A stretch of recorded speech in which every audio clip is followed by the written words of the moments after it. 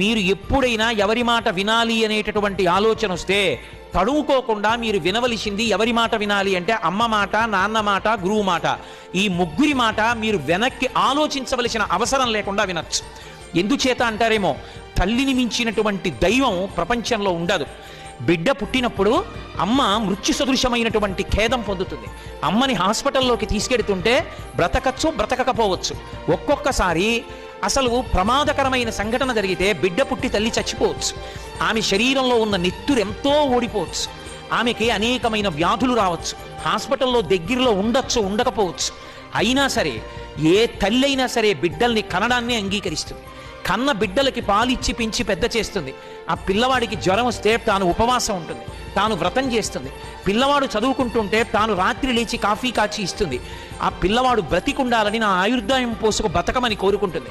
అటువంటి అమ్మ లోకంలో ఏ ప్రతిఫలాన్ని కోరదు.